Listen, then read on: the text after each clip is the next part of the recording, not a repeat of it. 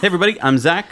And I'm Jesse. And you're watching the Patreon bonus stories. Okay, let's get into this. This is a sad story to start with. Hate to do it to you, but we got to do it. Why do we have to do it, Jesse? It's like a Band-Aid. You got to rip it off. Yeah, it's because we have to remind you. We have to keep reminding you why we're trying to move. Why we're doing this. It's very hard to stay motivated because everyone doesn't seem to get it. No.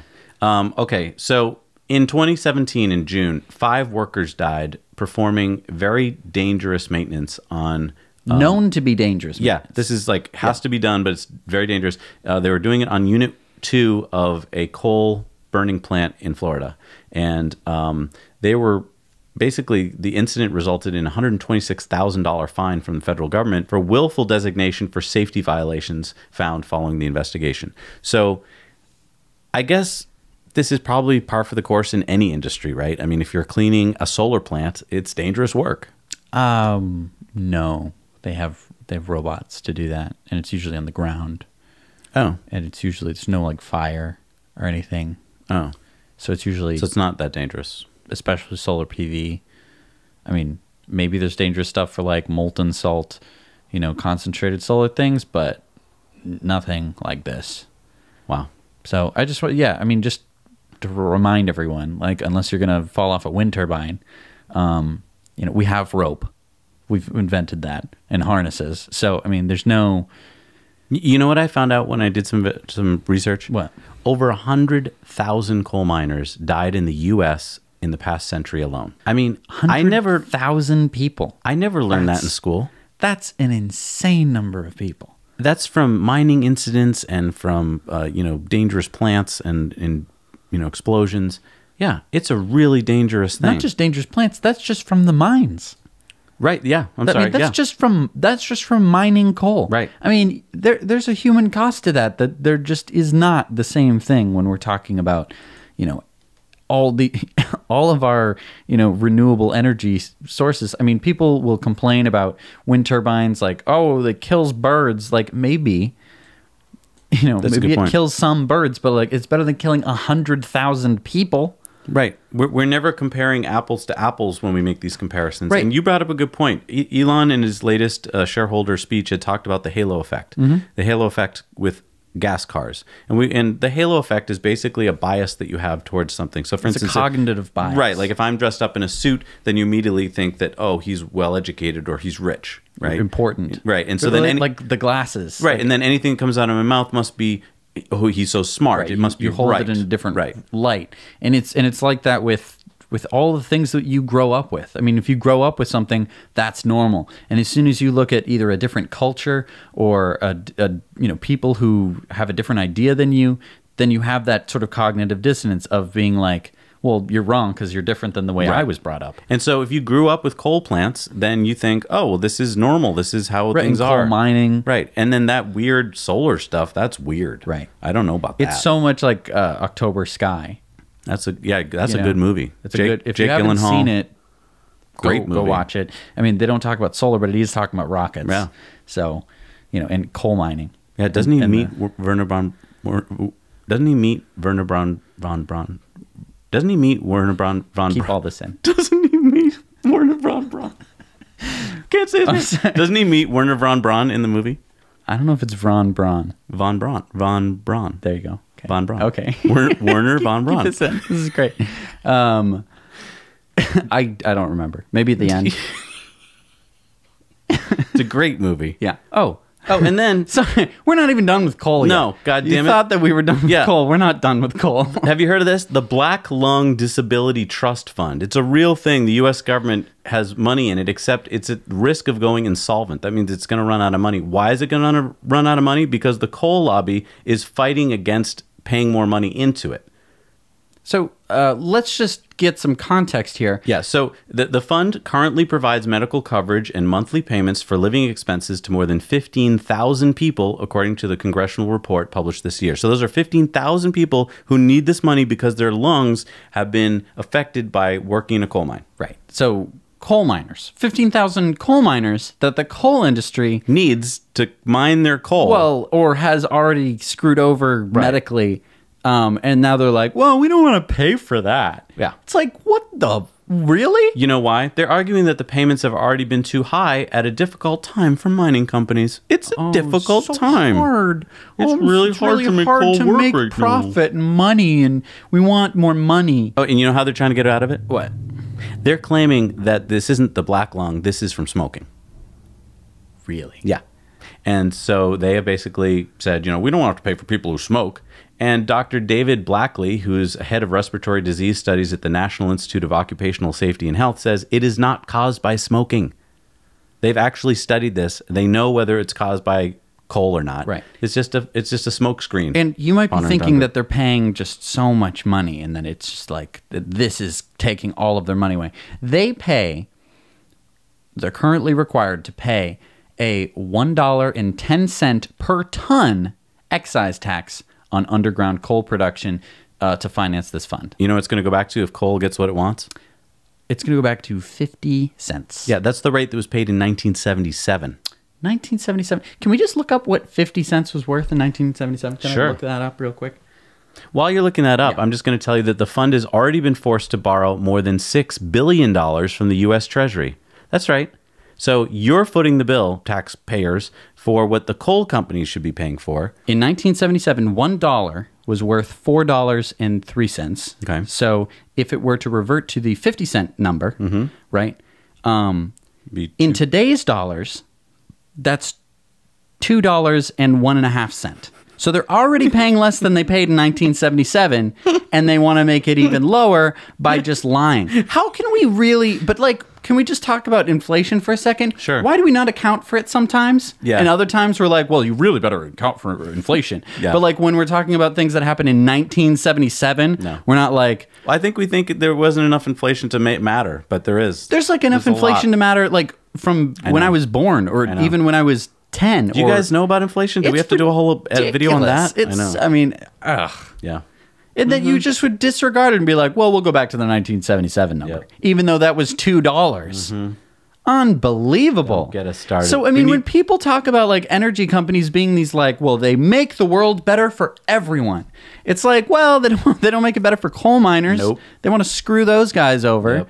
Yep. Why would you ever want to support coal mining jobs? You wouldn't. It gives you black lung. Yep. Okay? It just does. You can't, what kind of profession is well, you're definitely going to die because of your job? I know. Unbelievable. It's ridiculous. We need some good stories. Here's a good one. Okay. All right, let's take a breath.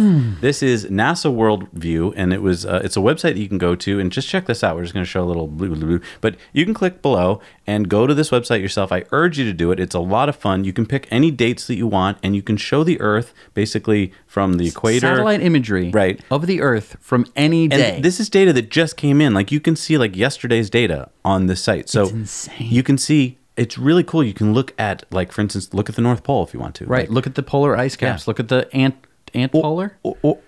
South polar? South Antarctic. Antarctic. Also, look at just weather patterns of the Earth. It's really fun to see, whether rain is going. Look at the Andes Mountains. They just block, nothing gets past everything. them. That's insane. Yeah. Wow. And that's what creates all the thing. That's awesome. It's really such a fun. cool... And again, I've never even thought that you could do that. And again, this is from a viewer. I wouldn't have found out about this. Right. Thank you. Thank you. All right, this next one's really cool. Let's just play this video. Tonight, a look at what developers hope will be America's first self-sustaining city. It's located in Florida, and it is a dream starting to come true for environmentalists and conservationists. Correspondent Phil Keating takes us there this evening.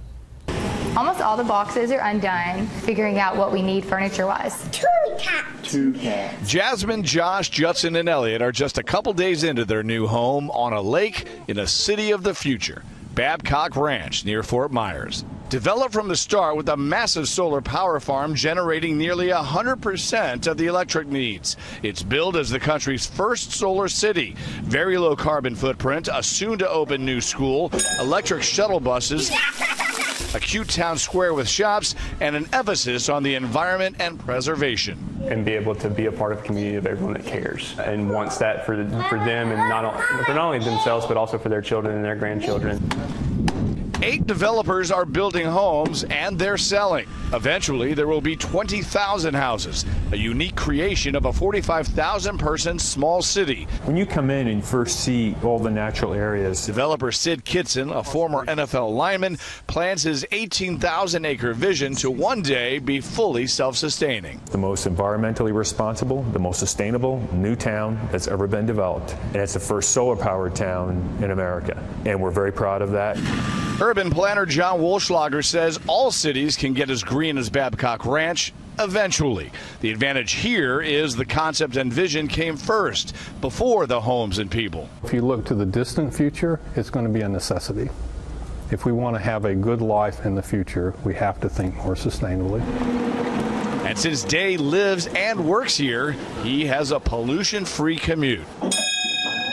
These solar-charged shuttles will eventually be fully autonomous, meaning no drivers. And the ranch has now 150 homes under contract, less than 1% of its future. And because of the sun, that future is self-sustainable. Yeah, so that's Babcock Ranch. It's near Fort Myers in Florida. It's going to be 20,000 houses, 45,000 people on 18,000 acres, and it's all going to be powered by the sun. Woo! Yeah, I mean, Do it. Do the mean, whole country. And you know what's exciting about that is all the people moving there, I'm sure, are going to be really cool people who are into EVs and are into sustainability. The craziest part is that we got that video is from Fox News. How crazy is that? I know. Is that Floridian Fox News? yeah, that's too? a local Fox channel. Still, Right. They didn't want to tell Florida. the big. They didn't want to probably tell the big Fox channel about the that story. state where solar is an illegal. I know. Climate change is illegal to Right. say if you're a state employee. You know, Yeah. crazy. And the best part to me was the autonomous EV bus. Pretty cool. Going into our next story, these are coming out everywhere. The autonomous these EV autonomous buses? EV buses. Yeah. They're great for like short urban travel Or suburban, or like in, suburban, like in, right. yeah, That's true. Babcock Ranch.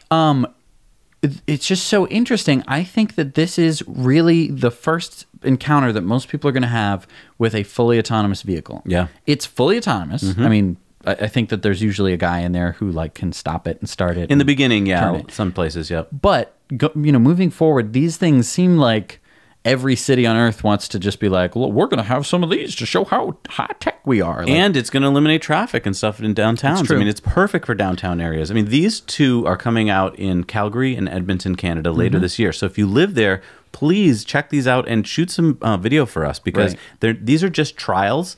And what's really important about this story, if you live in those cities, find out about these buses and then tell your representatives that you like them because it's a trial. They need to hear positive things from residents or else they won't do it again. or they'll suck, or they totally suck. So make sure they don't suck. Yeah, but 'Cause they might be terrible. Right. I hope they don't suck. But the thing to me, the most interesting thing for me is it's probably the first time anyone's going to be getting in a fully autonomous vehicle. Yep. The first time they're going to probably be getting into an electric vehicle. Yep. And so this is really the first gateway into it. So I guess I have a little twinge of worry that something if will go you have a wrong? bad experience, I don't whether think it's you just will. like it was slow or if something walked in front of it and had to stop and you're like, why did I have to stop? That's so stupid. I wouldn't have don't think stopped. they'll think that. I think they're going to like it. Okay. I think, yeah. But I'm just saying, like, that's kids are gonna really love interesting. It. Kids are going to love it. All right. Thank you so much for being Patreons of this show.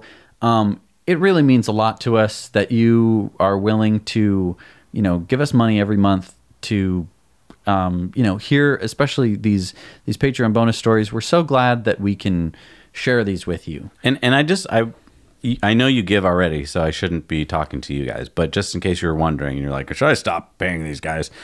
We don't get paid. Like Jesse and I don't roll around in a big pile of cash. We don't get paid for the show. We do it If out we of wanted love. to make money, we would be on the opposite end. We'd be selling coal. We would be like, coal's real good for you. Let me tell you why. Because I mean, we have all the, we have all the cameras, we have all the gear, we have all the editors and everything. And tomorrow I'm sure we could call up a coal lobby and be like, hey, what can we do for you guys for a whole bunch of money? And they'd be like, we have like $100,000 sitting around, and why don't you make a couple Hey, videos let's do for us? promotional. Yeah, we'll call it Coal You Know.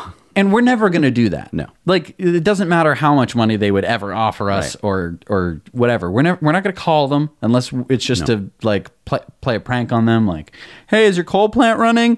You.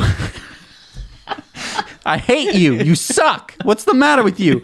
Or Well, you know, as the show grows, Yeah. What's kind of cool is when we first started, we didn't have access to all of you. And so now that we do, the show takes longer to make. And I love it. But it's... Well, and it's true, because you're sending in all these stories. Yeah.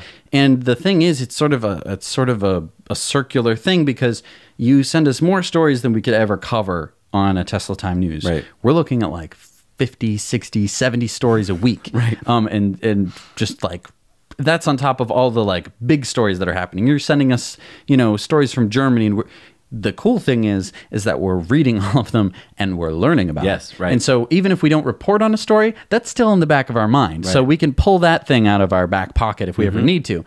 Neuralink. Brain. But we have so many extra stories that we can do some for just you guys. And it's just so nice to have this community. I can't stress it enough. You guys are awesome. So thank you so much for supporting the show. We're going to get back to doing the Patreon shout-outs to thank some of you freaking awesome people. And we'll see you next week.